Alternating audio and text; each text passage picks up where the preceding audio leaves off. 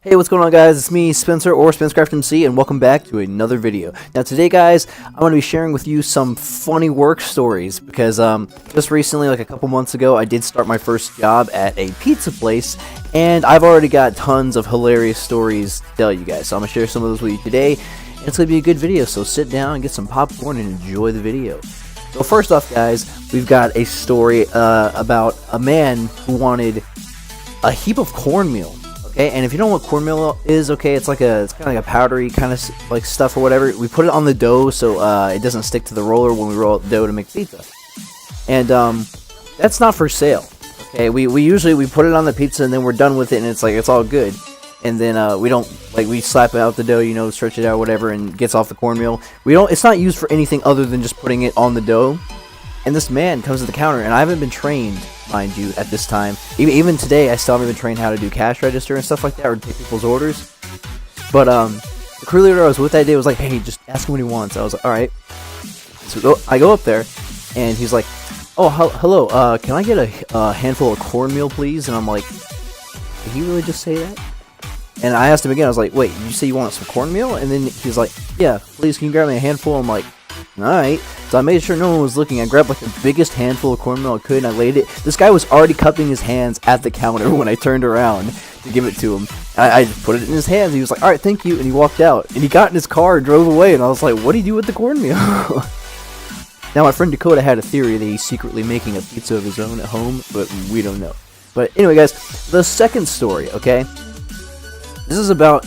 It's a drive-through window story, okay? Usually, the place I work at has a drive-through window, and, you can come into the store for carry-out, stuff like that. And this one lady had a salad, and usually salads come with ranch, Italian dressing, what have you, or whatever, different kinds of dressings with them. And this lady wanted ranch, or extra ranch. So I'm like, alright, I put some more ranch in there, and I'm bagging the salad or whatever, and I hand it to her, and she's like, can I get some more ranch, please? I'm like, "Oh yeah, no problem." That's normal. Some people just love a lot of ranch on their salad. So I'm like, alright.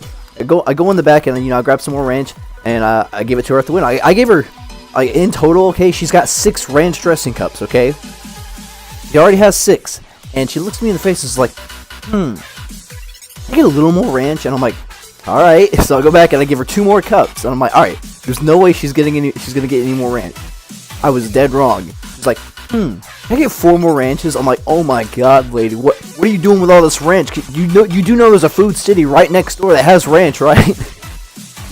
It was ridiculous, man. But the funny thing about it, at the end of the day, was, what are you gonna do with all that ranch? She had a small salad too. Okay, guys, the small salad only needs like 1 or 2 dressing cups. She had like 16 with her.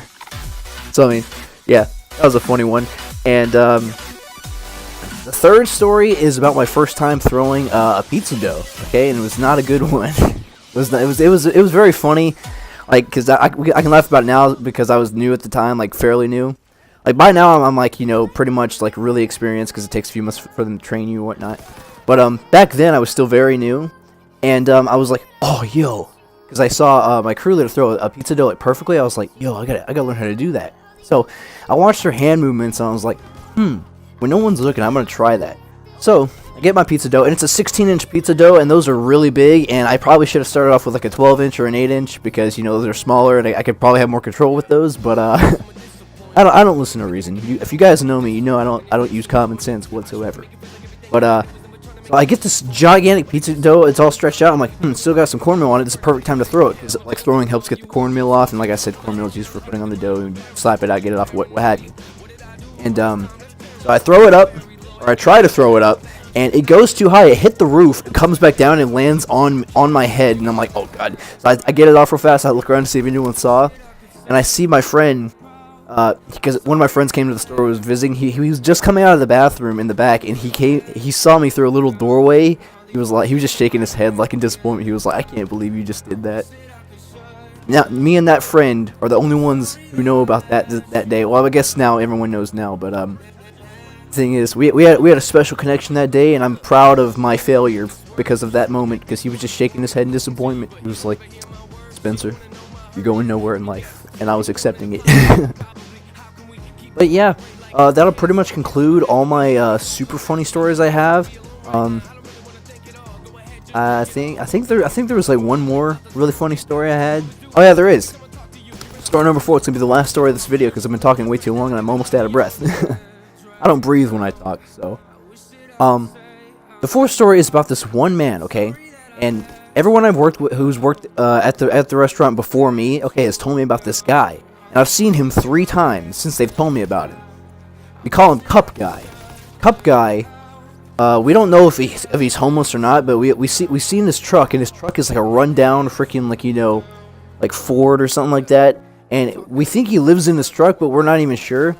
And the owner at one time tried to say that it was his brother or whatnot, but that's not true. We found out.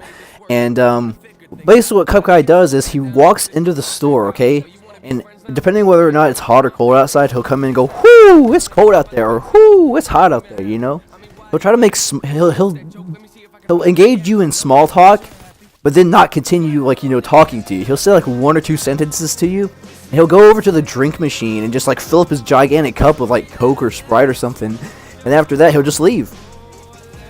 And yeah, that's it. That's Cup Guy. Well, anyway, guys, I really hope you enjoyed the story time video. I'm running out of time because, as you can see, the footage in the background is ending, so I got to end my talking. But hopefully you guys enjoyed these funny work stories. I plan to do more of these storytelling videos in the future. And yeah, that'll pretty much do it. Hope you enjoyed. See you guys.